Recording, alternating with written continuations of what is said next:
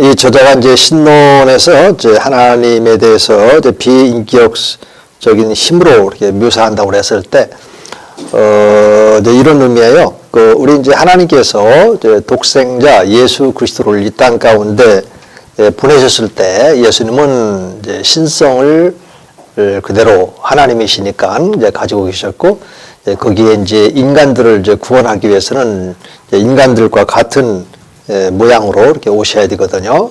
그래서 또 혼과 또 몸을 이제 입고 오신단 말이에요. 그걸 이제 성육신이라고도 하고, 그래서 예수님이 이제 그 인간의 그런 몸을 갖고 오셔야 되는 이유가 있다면, 예수님이 그냥 오는 것이 아니라 인류의 죄를 대신 가지고 이제 십자가로 가셔야 되거든요.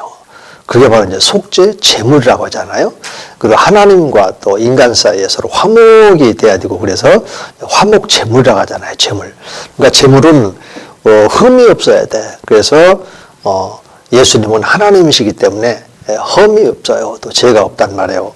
그리고 이제 제물로서의 이 몸도 흠이 없죠. 그래서 예수님이 이제 십자가에서 돌아가셨을 때에 그 좌우에 있는 사람들은 살았나 죽었나 확인하고 있어 막 이 뼈를 꺾어요. 근데 우리 주님께서는 뼈를 꺾이지 않고, 다만 이제 그 마지막 어느 그 군병이 생사를 확인하기 위해서 옆구리에 창을 이제 찌르죠. 창을 빼니까 거기서 물과 피가 나오셨고, 또 온전히 이제 사망하신 것으로 이제 확인이 되어지고, 이런 일련의 과정에 성경 말씀에 그런 것들이 자세히 이렇게 수록이 되었던 것도 바로 이런 문제예요. 그래서 우리 예수님은 이렇게 오셔서 사람들과 함께 만나시고, 또 고난과 함께 또 시험도 이렇게 받으시고, 그래서 모든 사람들이 당하는 그런 시험을 통한 그 고난의 문제를 예수님이 손수 다 이렇게 경험을 하셨어요. 그래서 히브리서 1장 18절에 가면 그런 말씀이 있죠. 시험받아 온갖 고난을 당하였은즉 시험받는 자들을 능히 도우시려니라. 자, 이런 전인격적인 그런 삶, 또 사역을 우리 주님께서 하셨어요. 그런데 그 주님이 하나님이에요. 그리고 아버지 하나님이 그 주님 안에서 일을 하시는 것이고, 이런 부분이 좀 더 강하게 이렇게 가르쳐지고, 또 구원과 관련해서도 또 이런 것들이 이제 강조가 돼야 되는데, 구원파는 이제 율법 폐기적인, 다시 말해서 이제 한번 깨달으면 이제 영원한 구원이니까 어떤 죄를 범하더라도 미래까지 지을, 과거, 현재, 미래의 모든 죄도 다 이렇게 해결됐으니까 하면서 이제 율법 폐기, 도덕 폐기론적인 그런 삶을 조장을 하게 됐단 말이에요. 그리고 이제 우리 예수님의 그런 그 인격적인 삶 사역이 구원받은 이후에도 오늘 우리들에게도 그 예수님을 우리가 본받아 살아가는 거니까 가야 되는데 그렇지 못한단 말이에요. 이제 이런 의미에서 이제 비인격적인 그런 힘, 능력으로 이렇게 묘사를 이제 하고 있다. 이렇게 표현을 한 것으로 이렇게 보여집니다. 그리고 종말론인데 이제 여기도 이제 유병헌은 이제 예수 그리스도의 재림이 1980년대에 일어날 가능성이 높다. 이제 이런 정도로 이렇게 주장을 해서, 역시 그 대다수 이단들을 보면은 그 시한부적인 그런 그 종말론을 이렇게 제시를 해요. 우리 같은 입장에서 이단을 좀 연구한 그런 입장에서 이렇게 볼 때 재림을 갖다가 시한을 이제 정해놓는 그 이유가 있다면, 그렇게 되면 사람들이 이제 괜히 이제 두려운 마음을 갖게 되어지고요. 또 좋게 말하면 또 하나님 앞에 또 한번 바로 서서 신앙생활을 해야 되겠다. 재림하신다고 하니까 이런 마음을 가지고 막 열정적으로 또 막 헌신한다든지 이것이 정상적인 헌신이 아닌 다른 방식의 이런 것들을 다 포함해서 그래서 이제 이 재림 신앙을 시한부로 딱 정해놔버리면 많은 사람들이 이제 몰려온단 말이에요. 이제 그런 어떤 효과. 그러나 틀려. 안 맞아. 안 맞으면 또 뒤로 또 이제 안식기 같은 거 3차까지 막 이렇게 연장시켜 나가는 이런 것들이 이단들 보면은 항상 그렇게 시한부적인 그런 종말론이 있어요. 이장님이처럼 이제 날짜를 갖다가 딱 그렇게 정하지는 않는다 하더라도 예컨대 뭐 14만 4천 명이 채워지면 뭐 이런 식으로 처음 시작할 때는 이제 미약하니까 14만 4천 명이 채워지면 이런 식으로 해서 14만 4천 명이 채워졌는데도 지금 재림을 안 하시잖아. 그건 여호와 증인도 그렇고 신천지 같은 경우도 그렇고 그 목적이 있다면 현혹하는 거죠. 미혹하는 거죠. 그래서 이장님의 그런 시한부 종말론에서도 많은 분들이 이제 경제적으로도 피해가 있었고 또 사회적인 커다란 그런 피해도 있고 그래서 이루 말할 수 없이 정상적인 우리 이제 개신교가 전체적으로 타격도 이렇게 받게 되어지는 믿지 않는 이런 분들에게 있어서 이런 시아부적인 종말론은 이제 기독교로 이렇게 보는 거 아니겠습니까? 또 실제로 이제 기독교 안에서 이제 이런 일들이 이제 일어나기도 이렇게 했었으니까. 그래서 성경은 내로 우리가 때와 기한은 이제 아버지께서 이렇게 하시고 오늘 우리들이 정말로 주님의 재림을 기쁜 마음으로 우리가 지금 준비를 해야 되는 거지. 어떤 뭐 날짜를 정해놓고 그러니까는 내가 지옥 안 가려면 하면서 내 방식대로 이렇게 신앙생활 하려고 한다든지 근본 자체가 틀린 거예요. 우리는 예수 믿는 그 순간부터 예수님을 주인으로 모시고 이제는 그 주님과 함께 사귐을 갖고 구체적으로 말한다면 우리들의 그런 삶 가운데 필요한 것이 얼마나 많습니까? 한둘이겠습니까? 우리의 미래에 대해서도 또 진로에도 있고 또 관계에 있어서도 그러고 취업을 했다 하더라도 상급자와 하급자와의 이런 관계 속에서 우리가 필요한 것도 얼마나 많습니까? 이럴 때 우리가 근심 걱정한다고 해서 되는 것이 아니라 내 삶의 주인 되시는 예수님이 내 마음 안에 와 계시니까 이제 그분과 함께 사귐을 가지면서 주님, 저에게 지금 이 시간 필요한 것이 있습니다. 어떻게 하면 될까요? 주님, 제가 잘못된 죄가 있습니다. 자백합니다. 또 회개합니다. 이러면서 이제 우리 전생에 일어나고 있는 모든 것들을 주인 되시는 주님 앞에 내려놓고 사귐의 시간을 갖는 거 아닙니까? 그렇죠? 이런 과정들을 통해서 우리들의 그런 그 신앙이 전 인격적으로 이렇게 자라가는 것이고 또 그런 과정을 통해서 예수님이 보고 싶다 모세처럼 하나님이 채워주고 하나님이 자기와 함께 하시는 것을 느끼는 그 순간 하나님이 보고 싶어지는 거예요. 우리들도 그런 걸 주님을 빨리 보았으면 좋겠는데 아직은 내게 지금 사명이 있고 가야 할 길도 있고 또 주님께서도 말씀하신 것처럼 천국 복음이 땅끝까지 전파되면 또 너희들이 그할 처소가 예비되어지면 또 순교자의 또 이방인의 수가 차게 되면 주님이 이제 재림하신다고 그랬으니까 우리는 그 천국 복음을 전파하는 일에 매진하는 거, 교회 차원에서 또 개인 차원에서도 마찬가지고 그리고 또 이방인의 수가 차기까지니까 선교도 교회가 이런 것을 통해서 우리가 주님의 재림을 기쁜 마음으로 기다리고 하는 것이지 전혀 그런 것도 없이 언제 주님이 재림한다고 하더라 그동안에는 주님과 아무런 상관도 없이 살다가 언제 온다고 하니까 교회 참석을 열심히 한번 해본다든지 이거는 이제 자기 욕심이 아닐까요? 그리고 또 주님과의 그런 그 관계에서 오는 것이 아니다 보니까 자기 어떤 주관적인 생각일 수도 있고 그리고 믿음이라고 하는 것은 신념이 아닙니다. 믿음은 신뢰예요. 우리 주님에 대한 신뢰하는 그런 마음을 가지고 순종을 하고 이것이 정상적인 신앙생활인데 그런 것 없다가 신념은 어떤 방식으로 나타나면 이런 거예요. 바로 그러니까 내가 이제는 교회 잠수도 꼬박꼬박 해야 되겠다. 뭐 헌금 생활도 꼬박꼬박 해야 되겠다. 뭘 어떻게 해야 되겠다. 이거는 내 신념이야. 그것보다 먼저 앞서 있어야 될 것은 지금 주님이 우리 안에 내주하시니까 내 마음 안에서 주인 되신 주님의 말씀에 지금 순종하고 있는가 순종하고 있지 않는가 그 주님께서 때와 기한은 아버지께서 아신다 이렇게 말씀을 하셨다면 우리는 그 말씀을 꼭 붙잡고 언젠가는 주님이 재림하세요. 그러니까 현재적인 하나님 나라 안에 들어가 있으니까 우리 마음 안에서 이 현재적인 하나님 나라는 로마서 14장 17절의 말씀처럼 성령 안에 있는 의와 평강과 희락이라고 그랬거든요. 우리 마음 안에서조차 불의가 자리 잡지 못하도록 육신의 소욕을 죽이게끔 역사하시는 성령의 인도하심을 따라서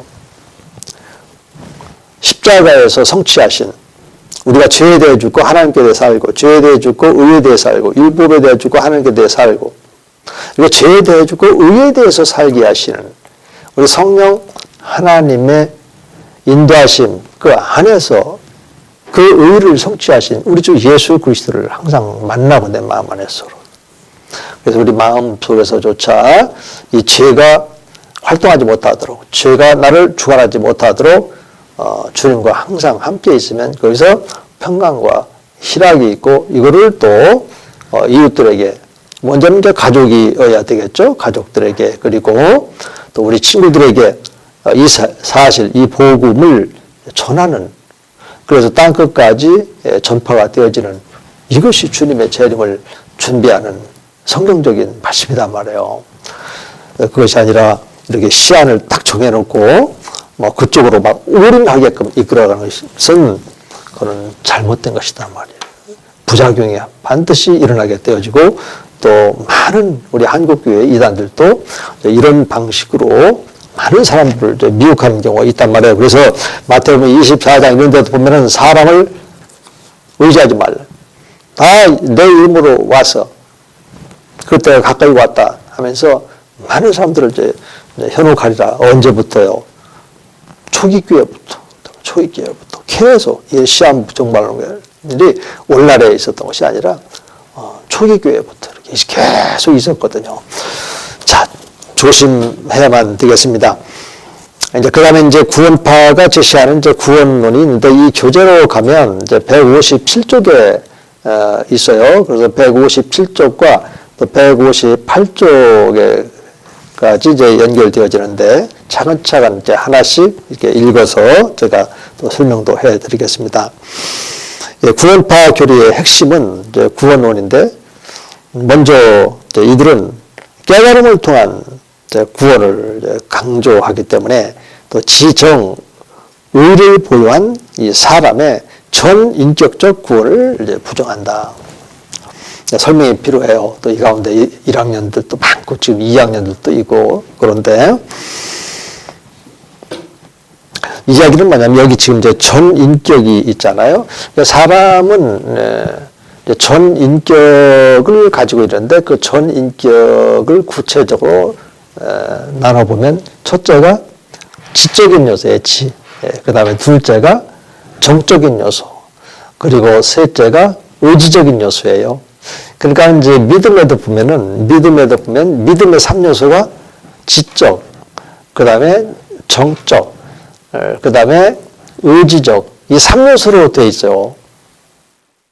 첫째로 믿음의 지적인 요소는 깨달음이에요. 깨달음. 무엇을 깨닫냐면, 자, 이제 회개라고 하는 것은, 이게 죄가 없는 줄 알았는데, 십계명과 또 율법을 보니까, 하나님을 지금 섬기지도 않고, 또 내가 구체적으로 대물 우상은 아니다 하더라도, 나 자신이 내 멋대로 살았단 말이야. 자기 우상이 있고, 또 하나님이 어디서 하면서, 하나님을 대항했고, 더더군다나 이제 예배에 참여하지 않는 넷째 계명에도 이렇게 걸려져 있고, 또 분모 공경을 비롯해서, 나의 그런 현재적인 그런 삶이, 이건 죄가 전혀 없다, 이렇게 말할 수가 없구나. 나는 이제 죄 개념이, 죄가 뭔지 명확하게 잘 몰랐는데, 이 십계명과 율법을 보니까 이 죄는 이제 하나님과 관련해서 지는 죄가 있고, 또,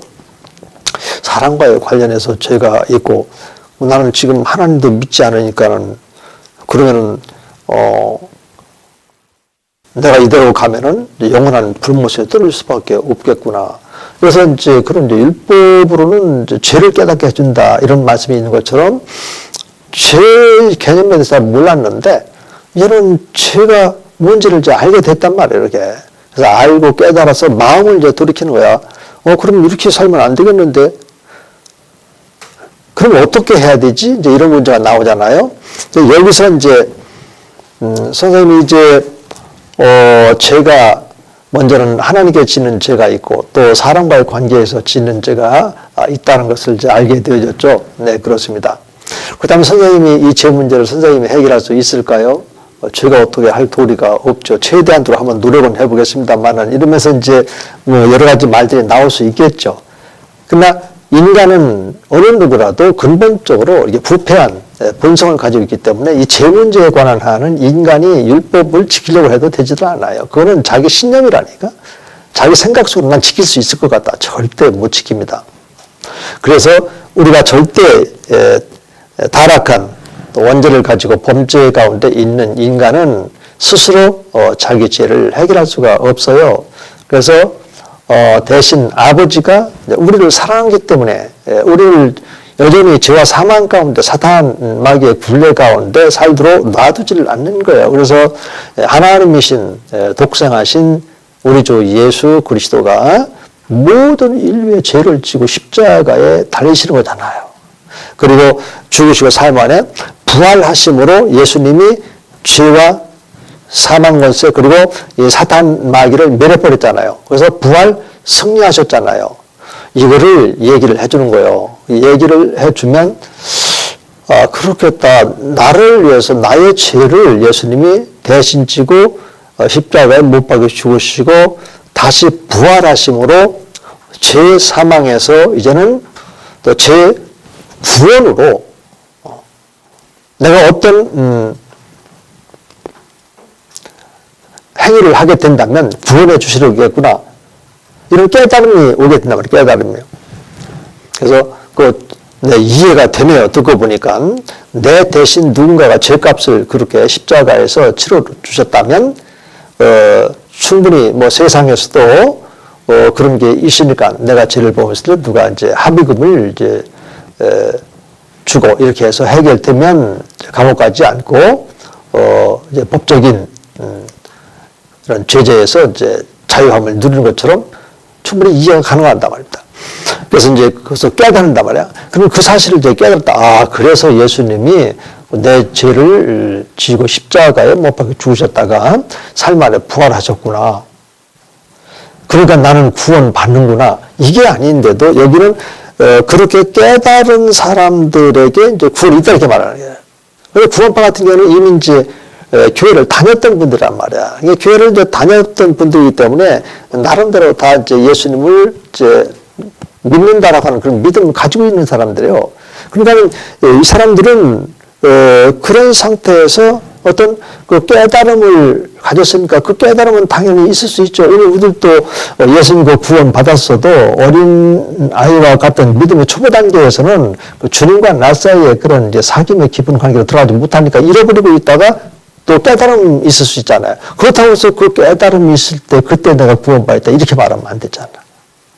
이런 것이 있는데 여기는 이제 유독 그런 걸 강조한단 말이에요. 아까도 얘기를 했잖아요. 구원파 그 권신찬이 이제 디교육 선교사를 만나서 예수님을 인격적으로 영접을 하게 되는지 이런 이제 심각한 문제 앞에 이제 봉착을 해서 이제 말씀을 읽다가 이제 깨닫고 이제 구원에 대한 확신. 그것은 구원에 대한 확신의 문제지 이것이 구원을 주는 것은 아니단 말이에요. 아직은 우리가 정상적으로 아직 예수님을 주님으로 영접하지 않은 단계에서 죄를 깨달았다. 이건 회개란 말이에요. 깨닫고 하나님께로 방향을 이제 돌렸을 때 그게 이제 회개고 회개했다고 해서 구원받는 것이 아닙니다. 믿음으로써 이제 우리가 구원이 이루어지기 때문에 자 죄가 뭔지 깨달아서 그래서 예수님이 대신 십자가에 가셨다 3일에 부활하셔서 이 사실이 이제 깨달아진단 말이에요. 그 일리가 있단 말이에요. 이렇게 이해가 된단 말이에요. 그럼 여기서 구원이 있나? 아니요. 거기서 깨달았다면 이제는 그렇군요. 나를 위해서 그렇다면 그분과 나가 어떤 관계만 성립이 되면 나는 감옥에 가지 않고 그냥 자유인이 될 수 있다. 이걸 깨달았으니까 그를 인정하느냐 인정하지 않느냐 이게 이제 믿음의 정적인 요소라고 하는 거예요. 정적인 요소. 거기서부터 구원이 시작이 되는 겁니다. 그래서 마음으로 믿어 의에 이르고 이 부분이에요. 그 다음에 입술로 주라 시인하여 구원함에 이르니라. 이것은 이제 의지적인 요소고. 그런데 구원파는 이제 정적인 요소하고 또 의지적인 그런 요소를 설명하네. 그저 깨닫기만 하면 되는 거죠. 깨달음의 결이. 이렇게 되면 이제 초기 교회 어떤 계열과 이제 비슷하게 되어지냐면 영지주의 계열, 영지주의자들은 예수님을 믿음으로 구원받는다. 또 의지적인 그런 선택을 통해서 순종을 통해서 구원이 완성된다. 이런 거 없어요. 깨달음의 결을 거기도. 깨닫는다 해서는 어느 순간에 내 마음 안에 이 하나님, 이 신의 불꽃이 있구나. 이것을 이제 보고 깨닫는단 말이에요. 이거를. 그래서 그런 경지에 있는 사람들이 뭐 소위 말해서 예정된 사람이다. 이런 말을 하면서 그가 바로 구원받는 사람이다. 이런 영지주의자들의 그런 그 잘못된 이런 게 있어요. 불교에서도 그걸 각한다. 이런단 말이에요.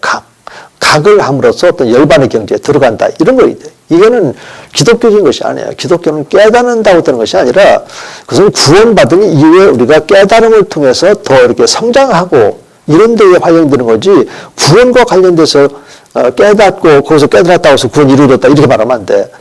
구원의 과정 속에서 깨달음은 지적인 부분이야. 깨달았으면 어떻게 돼요? 마음으로 인정하고 그분을 믿음으로 영접을 해야 되는 거예요. 이게 정적인 단계로. 그리고 이제 의지적인 단계로 이제부터는 우리가 어떤 예수를 믿는 거냐면 어떤 예수님을 우리가 인정하게 되냐면 내 죄를 지고 십자가에 못 박혀 죽으셨다가 3일 만에 부활하신 예수님을 우리가 인정하는 거란 말이에요. 그러니까는 그 의지적인 요소는 예수님이 십자가에 못 박혀 죽었다 3일 만에 부활하신 그 예수님은 어떤 예수님이냐면 주와 그리스도가 되신 분이야. 주라고는 주인이라는 주 또는 주권, 그리스도의 주권자 또는 그리스도의 주인 되심, 주 되심. 그러니까 그게 의지적인 요소에서 우리에게 경험되는 거죠. 이제 의지적으로. 그건 이제 로마서 10장 9절에 있죠. 우리 입술로 예수를 주라 시인하고 마음으로 믿으면 구원이 있다. 그래서 이제 10절에서는 다시 풀어졌어요. 마음으로 믿어 의에 이르고 입으로 예수님을 주라 시인하여 구원함에 이른다. 이렇게 정리를 해놨죠. 그리고 8절에 올라가면 이것이 우리의 마음에 있고 또 입술에 있도록 하나님께서 그렇게 정해 놓으셨죠. 그러니까 의지적인 요소가 있어야 되잖아. 부활하신 예수님은 주님이야, 주권자야, 주인이라고. 그러니까 이제부터는 예수님을 주인으로 모시고 예수님이 나의 주님이시고 이렇게 함께 내 마음 안에 이제 내주하시는 그분과 하루하루의 그 삶을 살아가는데 어떤 삶을 살게 되냐면 자, 주님과 나 사이에 사귐이 있어요. 이것은 영적인 사귐이죠. 그래서 전혀 그렇게 없었는데 이제 그런 삶을 살게 된단 말이에요. 그 영적인 변화죠. 그래서 예수님이 내 마음 안에서 주인이 되게끔 영적인 그런 변화가 일어나면 어떤 변화냐면 외적인 변화가 일어나게 되는 거예요. 윤리 도덕적으로 삶이 바뀌는 거야. 그래서 구원파 여기에서는 윤리 도덕적인 이런 부분이 현저하게 약화가 교리적으로 이제 약화가 되어 있고 하기 때문에 이 구원관에 있어서 아주 조심해야 돼요. 이런 부분은 잘못된 거야.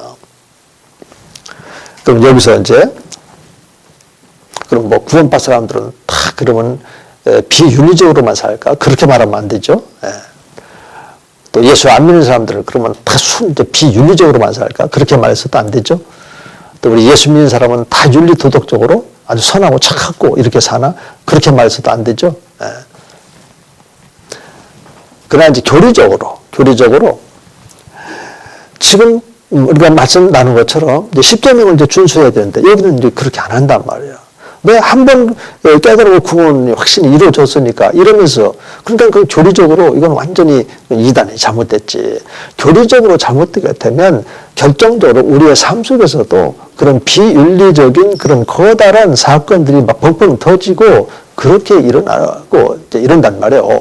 그래서 이런 부분에 대해서 우리가 잘 알아야 되는데 시간이 벌써 마무리가 돼야 될 이런 시간이네요. 그래서 다음 주에 다시 이제 시작을 해야 될 것 같은데 거듭 이렇게 또 말씀드리지만 여러분들 그 출석 소감문이라든지 과제물 꼭 이메일로 제출해 주면 좋겠고요. 아무쪼록 여러분들이 많이 이제 심적으로도 이제 피곤하고 힘들 텐데 건강에 주의하시고 여러분들 위해서 또 기도하겠습니다. 여러분 수고하셨습니다.